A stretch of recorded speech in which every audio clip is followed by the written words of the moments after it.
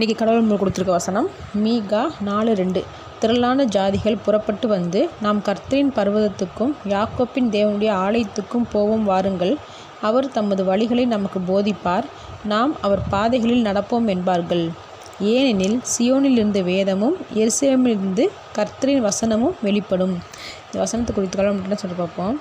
இயேசுசாமியின் முதல் வருகையில் எருசலேமில் முதல் வேதம் போதிக்கப்பட்டு அது உலகம் முழுக்க பரவியது.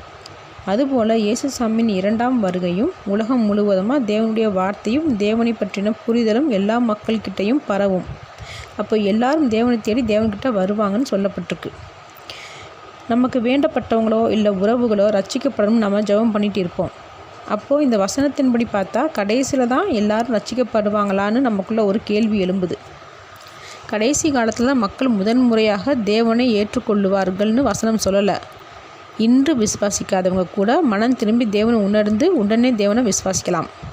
உதாரணத்துக்கு, ஒரு டீச்சர் டெய்லி ஸ்டூடெண்ட்டை ஸ்கூலுக்கு படிக்க வரணும்னு சொல்கிறாங்க. அதே டீச்சர் ஆண்டு விழா நாளில் எல்லா மாணவர்களும் ஸ்கூலில் ஒன்று சேர்ந்து இருப்பாங்கன்னு சொல்கிறாங்க. இதுக்கு அர்த்தம் என்னது? ஆண்டு விழா நாளில் தான் ஸ்டூடெண்ட்ஸ் முதன்முறையாக ஸ்கூலுக்கு வருவாங்கன்னு அர்த்தம் இல்லை. ஆனால் அன்னைக்கு எல்லாரும் ஒன்று கூடுவாங்க அப்படின்றத சொல்கிறாங்க.